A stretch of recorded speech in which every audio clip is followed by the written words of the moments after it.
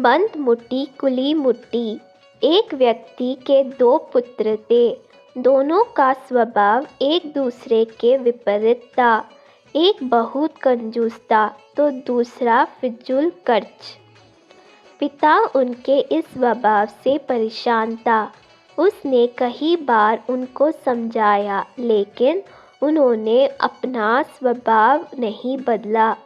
एक दिन पिता को पता चला कि उनके गांव में एक सिद्ध महात्मा पधारे हैं। वह उनके पास इस आस में पहुंच गया कि शायद वो उसके पुत्रों को समझा सके।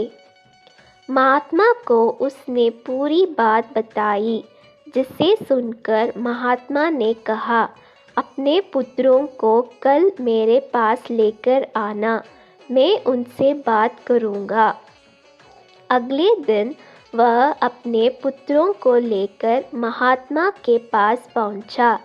महात्मा ने दोनों पुत्रों को अपने पास बिठाया और अपने दोनों हाथों की मुट्ठियाँ बंद कर उन्हें दिखाते हुए पूछा, यदि मेरा हाथ ऐसे हो जाए तो कैसे लगेगा? लगेगा मानो आपको कोढ़ है।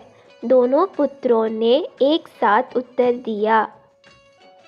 उसके बाद महात्मा ने अपनी मुट्ठी खोल ली, फिर अपनी दोनों हथेली फैलाकर उन्हें दिखाते हुए प्रश्न किया, यदि मेरे हाथ ऐसे हो जाए तो बताओ कैसे लगेगा?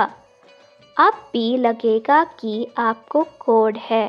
दोनों पुत्रों ने उत्तर दिया। उत्तर सुनकर महात्मा गंभीर हो गए और उन्हें समझाने लगे, पुत्रों, अपनी मुट्ठी सदा बंद रखना या सदा खुली रखना एक तरह का कोढ़ ही है। यदि मुट्ठी सदा बंद रखोगे तो धनवान होते हुए भी निर्धन ही रहोगे, और यदि अपनी मुट्ठी सदा खुली रखोगे तो फिर चाहे कितने भी धनवान क्यों ना हो, निर्धन होते देर नहीं लगेगा। इसलिए कभी अपनी मुट्ठी बंद रखो, कभी खुली। इस तरह से जीवन का संतुलन बना रहेगा। पुत्रों का महात्मा की बात समझ में आ गई और उन्होंने निश्चय किया कि संतुलन बनकर ही अपना धन खर्च करेंगे। सीख: जीवन में धन का बहुत महत्व है। उसका खर्च सोच समझकर करना चाहिए। अधिक कंजूसी भी ठीक नहीं और अधिक फिजूल खर्ची भी ठीक नहीं। दोनों की दरिद्रता का संकेत है। एक धन होते हुए भी दरिद्रता और एक धन चले जाने की दरिद्रता। अतः ऐसे खर्च करें कि धन का संतुलन बना रहे।